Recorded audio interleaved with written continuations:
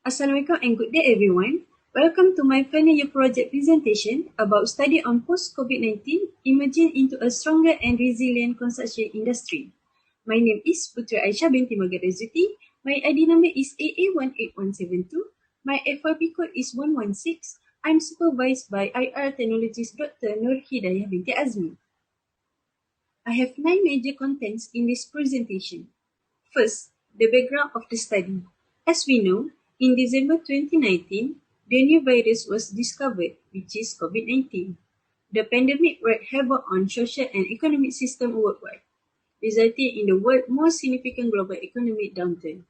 It also had an enormous influence on the construction industry.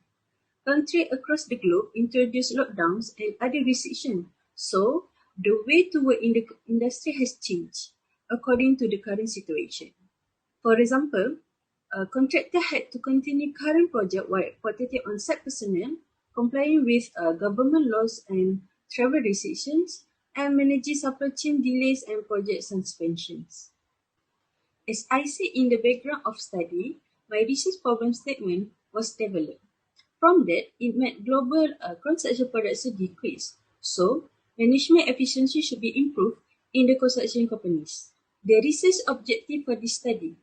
First, to demonstrate the impacts the COVID-19 pandemic had on the construction sector and the projects involved. Second, to identify current initiatives taken by construction sector to face the issues during the COVID-19 pandemic. Third, to propose strategies for the construction industry to remain resilient in heading towards the COVID-19 endemic situation. The scope of study. This study will be conducted at Kuantan Pahang. The targeted population was registered contractors with CIDB in Kuantan Pahang. This study will propose strategies for the construction industry to remain resilient in heading towards the COVID-19 endemic. A quantitative online survey will be prepared and conducted using online platforms such as Google Form due to current situation to the population targeted in case study area. These are some articles I reviewed for my literature review. This is the flowchart of the study methodology. In population and sampling context, the location of the study area is Kuantan Pahang. The targeted population was valid CIDB contractors in Kuantan. I contact them and brief about the study through phone calls and WhatsApp. Then I distribute the Google Forms link. I refer table Crashey and Morgan as this research method of sampling. For the instrument development, this research paper implemented a quantitative research type. An online survey questionnaire consists of 4 parts. For a part A is about the respondents' profile. Part B is about the impacts. Part C is about the current initiative. And part D is about the strategies. For the pilot study, there were 2,376 valid contractors and the maximum sample size I got was 361 respondents. To test the validity of the questionnaire, I distribute the questionnaire to 10% of the total real respondent and then I analyze the reliability of the question using Convex Alpha. It was tested and the result was 0.941. It is considered excellent. I also put an extra section in the questionnaire for general comments. For the data collection, it takes 5 weeks to complete.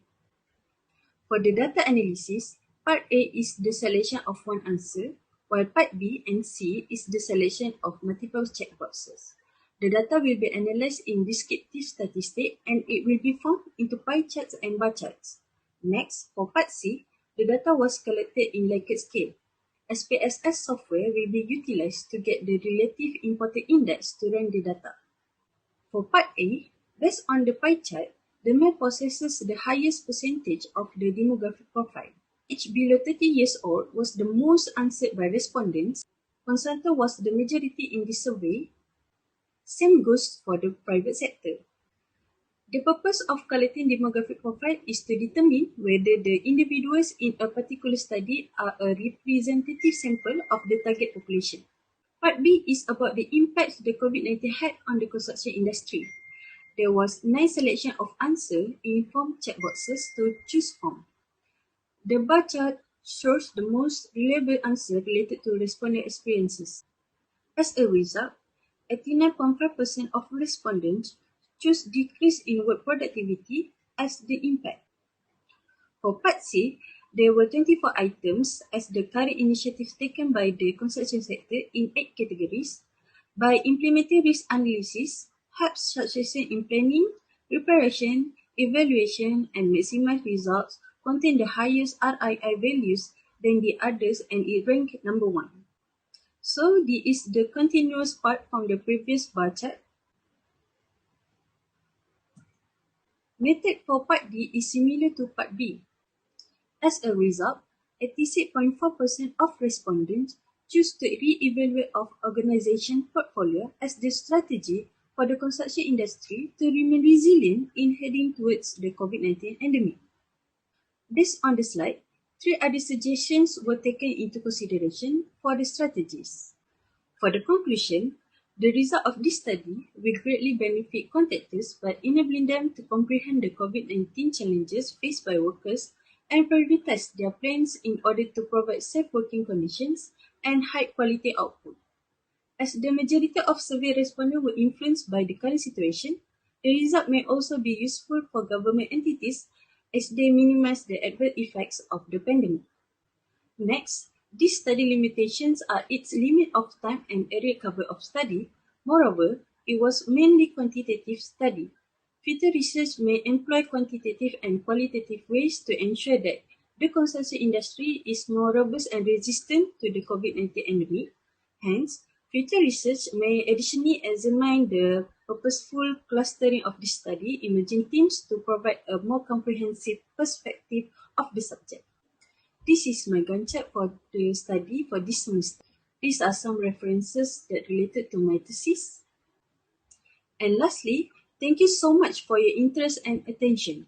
If there are any questions, you are welcome to contact me through email and contact number as stated in this slide.